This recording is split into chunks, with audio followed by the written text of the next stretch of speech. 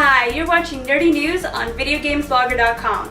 I'm your host Laura, and today I'll be filling you in on the latest in gaming news. We've reached the point where developers don't even bother to try and get their games into Australia. Telltale Games, the developer of upcoming TV show video game tie-in The Walking Dead, have confirmed that their latest creation will not be sold down under or in New Zealand.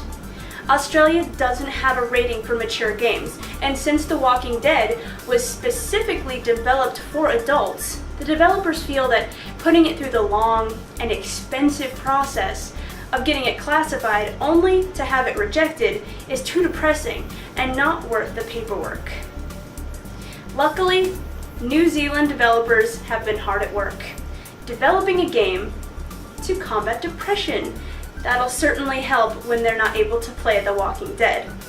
Researchers from the University of Auckland recently published results of a study comparing a video game they designed to help treat depression specifically in teenage kids against traditional face-to-face counseling.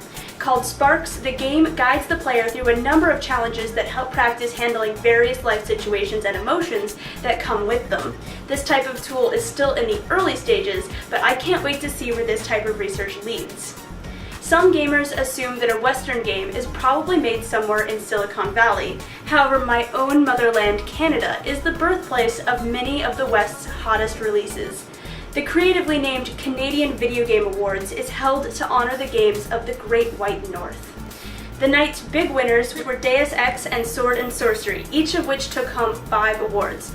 Other winners included Margaritaville Online, Your Shape Fitness Evolved 2012, Assassin's Creed Revelations, and of course NHL 12, which took home top honors as the top-selling Canadian video game.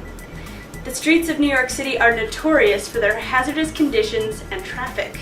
Sounds like a perfect environment for some hardcore Frogger. Some beautiful mind came up with the idea of using a motion tracking camera to recreate traffic on 5th Avenue to a classic arcade machine that sits on the street corner for passing pedestrians to try their hand at.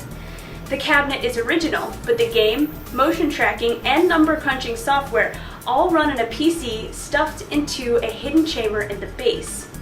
What do you think? Should the creators of 5th Avenue Frogger be featured in the Smithsonian Art of Video Games exhibit like they want? Leave me a comment below, letting me know what you think. That's all the news I have for today. Love and peace from my PC to yours.